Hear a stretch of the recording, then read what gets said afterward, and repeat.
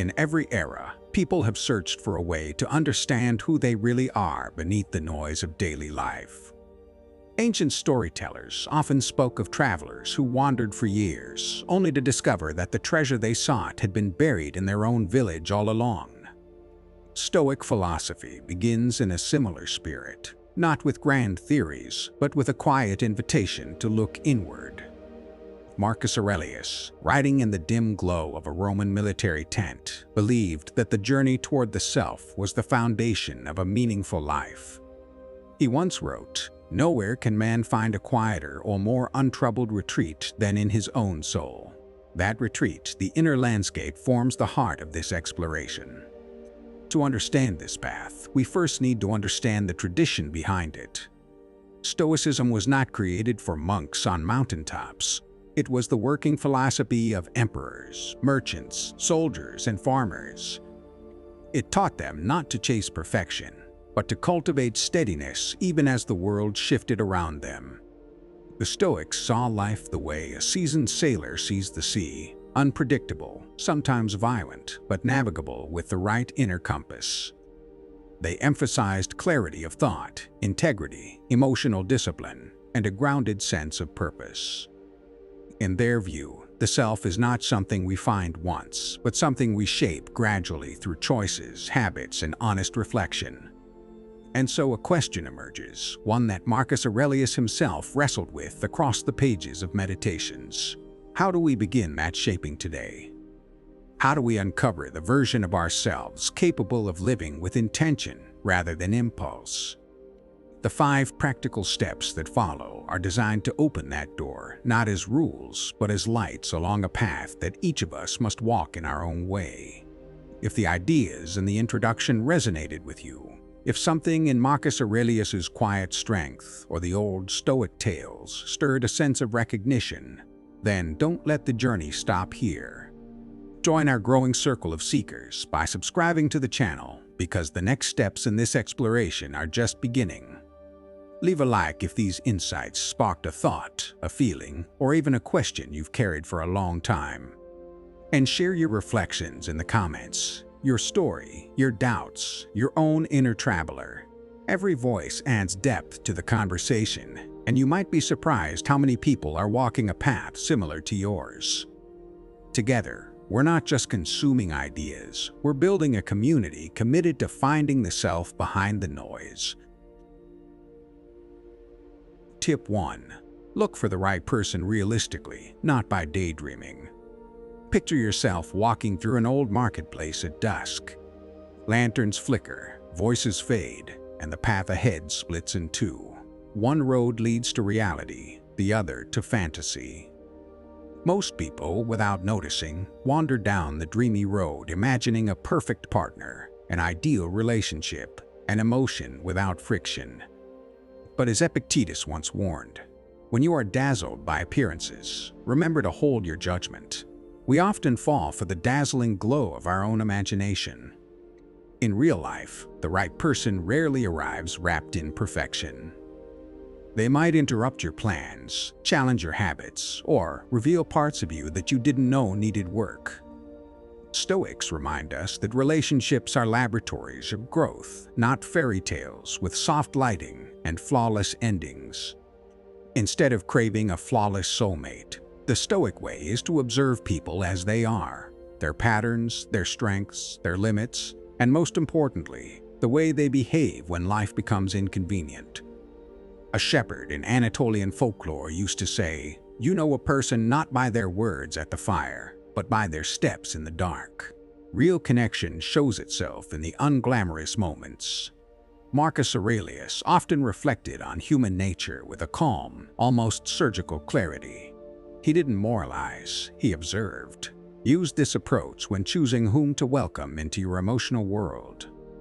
Notice how someone treats strangers, how they respond when they fail, how they speak when they think no one is listening. Fantasies can be comforting, but they are poor advisors. The Stoic insight here isn't about control. It's about perception, seeing clearly, without the fog of longing or fear. And here is the cinematic twist. When you finally open your eyes to reality, the world becomes far more dramatic and beautiful than any daydream. You discover that real people, the ones with scars, stories, humor, and contradictions, are infinitely more interesting than the imagined character waiting in your mind's theater. As Seneca said, reality is often kinder than the illusions we fear. Let go of the spotlight in your imagination, step out into the cool night air of the marketplace, and choose with clarity, not fantasy. Tip 2. Look for deeper relationships. Imagine a quiet mountain village at midnight, stone houses, a single lantern swinging in the wind, and two friends sitting by a fire after a long day's work. No glamour, no spectacle, just the glow of the fire and the echo of honest voices. That is the kind of depth the Stoics encourage us to seek in our relationships, the kind that endures after the noise of the world fades. Seneca once said, "One of the most beautiful qualities of true friendship is to understand and to be understood." Depth begins not with intensity, but with understanding. A deeper relationship does not appear suddenly, like a lightning strike or a cinematic twist. It grows slowly, like the way mountain paths form over years of footsteps. The Stoic insight here is about reciprocal moral growth, whether you and the other person make one another wiser, calmer, and more grounded. Marcus Aurelius often examined the character of the people around him, not to judge them, but to learn how their presence shaped his own nature. Ask yourself, does this person help me become more honest, more patient, more aligned with my values? If the answer is yes, then you are walking toward depth, not merely attraction. Let me tell you a small folktale from the Black Sea region. A fisherman once said that shallow waters sparkle, but deep waters feed you. Many people chase sparkling connections, the ones full of charm, thrill, and speed. But sparkle fades, depth nourishes. A deeper relationship is not about constant excitement, but shared courage during the dull, heavy moments of life. It's about someone who stays when the conversation stops being comfortable. The Stoics teach that life's most meaningful bonds are formed not in celebration, but in struggle.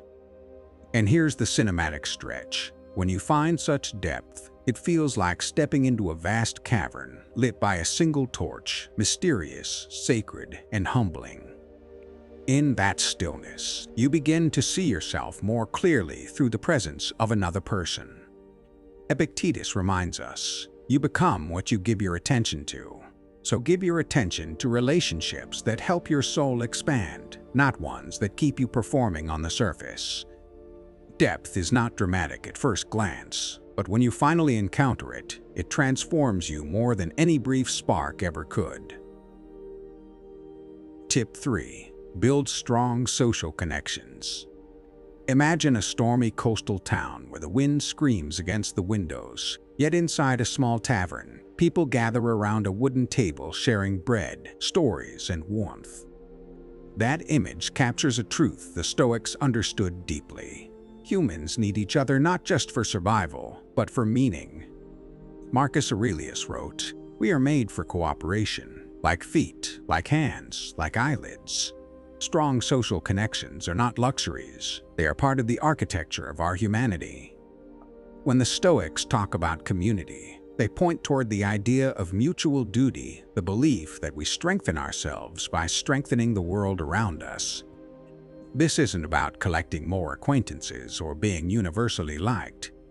It's about choosing to participate in the shared life of others, checking on a neighbor, supporting a friend's efforts, contributing your voice and skill to something larger than yourself. In a psychological sense, these acts build resilience. In a Stoic sense, they cultivate virtue. Both paths lead to a truer, more grounded identity.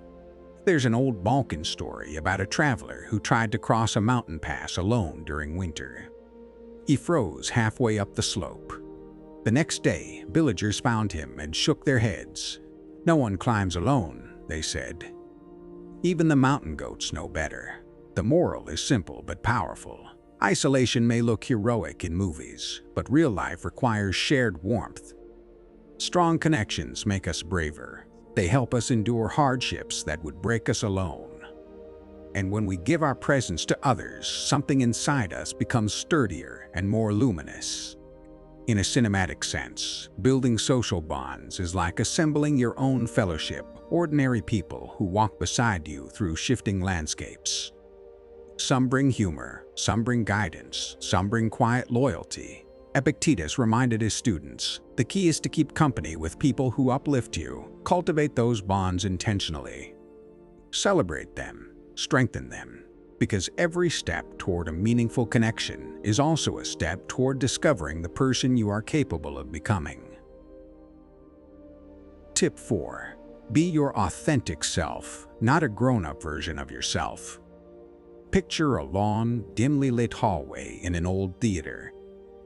Behind each door is a different costume, one for the responsible adult, one for the ambitious achiever, one for the perfect friend.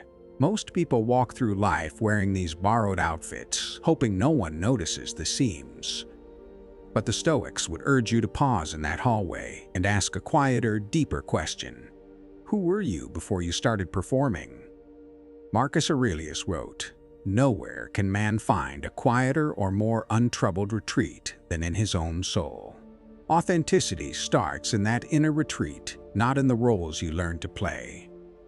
Being your authentic self doesn't mean being childish or impulsive. It means being rooted rather than inflated.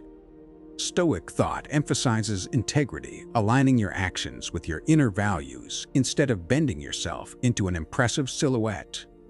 Think of a potter in an old village workshop shaping clay.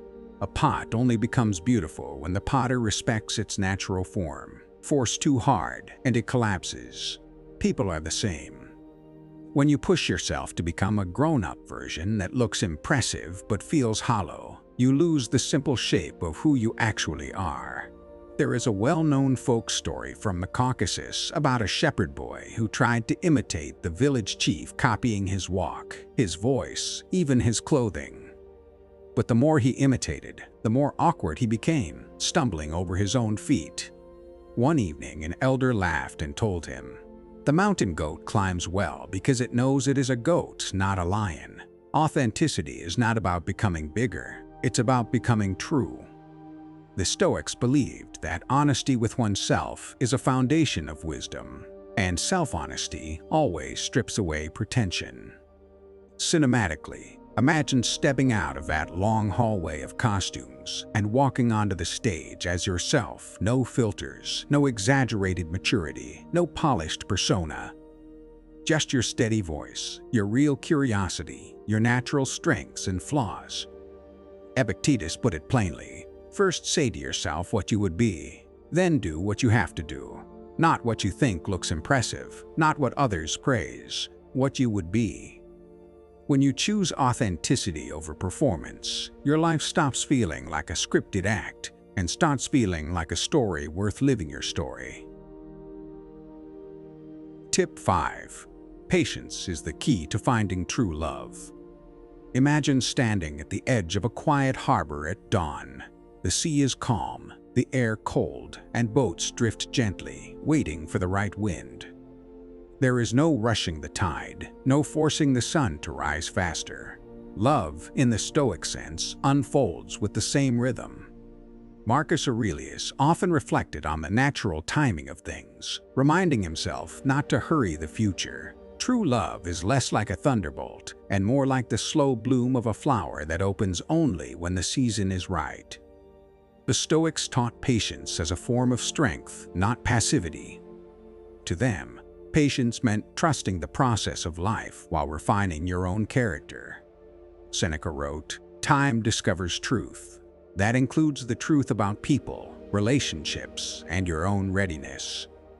Many individuals rush into love the way inexperienced sailors push into a storm driven by loneliness, fear, or the pressure to finally get it right. But storms reveal nothing except our tendency to panic. Calm seas, on the other hand, allow us to see clearly. Patience gives you that clarity.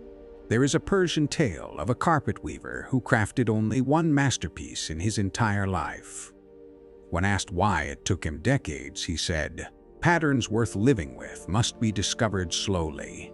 Love works in the same way.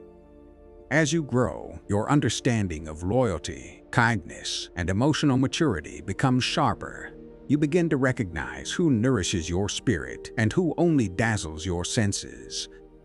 Patience is not waiting idly. It is gathering wisdom so that when love appears, you can receive it with steadiness rather than desperation.